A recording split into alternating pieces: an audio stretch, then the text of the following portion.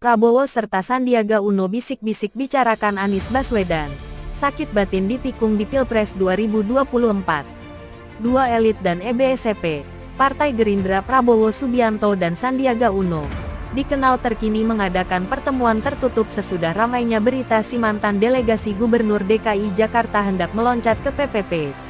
Tidak diduga, pada pertemuan itu, Prabowo serta Sandiaga nyatanya pula merumpi mengenai akan calon kepala negara 2024 dari Partai Nasdem dan Anies Baswedan. Perihal inilah yang dikatakan Sandiaga kala muncul di saluran YouTube Akbar Faisal Uncen Soret. Itu sedikit diulas pula malam itu, tutur Sandiaga. Diambil dalam Jumat 27 atau 2023, salah satu yang kita flashback adalah durasi aku bersikukuh bahwa Pak Anies di penamaan gubernur serta dia melaporkan. Sembari senyum-senyum, gimana abang isyarat? Jadi ketetapan yang pas ataupun tidak, sambungnya. Tetapi Sandiaga menerangkan kalau selorohan Prabowo durasi itu buat menyentil dirinya yang tidak yakin diri. Terlebih sebab wujud Prabowo merupakan negarawan asli yang tidak hendak menjelek-jelekkan orang lain. Kita bersama ketahui Pak Prabowo itu negarawan, jadi tidak sempat ucapan kurang baik mengenai orang.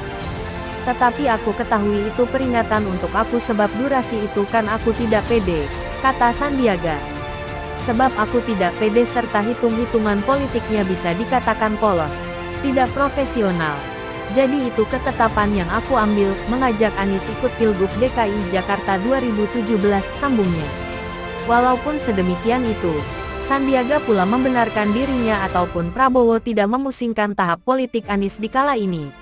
Tetapi inilah realitas politik saat ini. Aku tidak memandang Pak Prabowo takut ataupun mempersalahkan suasana di kala lebih dahulu. Tetapi betul dia serta aku amat sepakat, kalau kita janganlah hingga dipecah belah, jelas Sandiaga. Tidak hanya itu, pertemuan itu pula membuahkan perjanjian buat kepemimpinan tahun 2024 kelak. Warnanya Prabowo serta Sandiaga akur buat mengangkat tema keberlanjutan. Sehabis kita dan EBSP, review dan EBSP, 3 tahun apa yang telah dicoba rezim ini serta lebih dahulu, itu wajib mengangkat tema keberlanjutan pembangunan.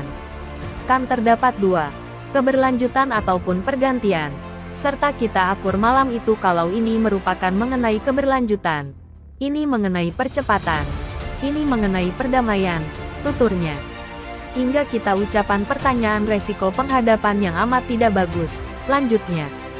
Sebab seperti itu, Sandiaga mengapresiasi tahap kepala negara Joko Widodo buat mengundangnya serta Prabowo, yang notabene lawan politik di penentuan kepala negara 2019, buat masuk Dewan Menteri.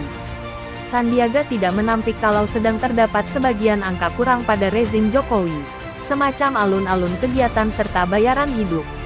Tetapi antusias penting Prabowo serta Sandiaga di kala ini sedang mengenai keberlanjutan pembangunan. Kita akur ucapan isu-isu besar semacam itu, tidak khusus mengenai orang, tidak mengatakan julukan justru. Kita ucapan kerangka besar, kan kita ucapan buah pikiran hal 2024 itu saat sebelum sosoknya ditetapkan, serta kita akur hal keberlanjutan pembangunan, pungkasnya.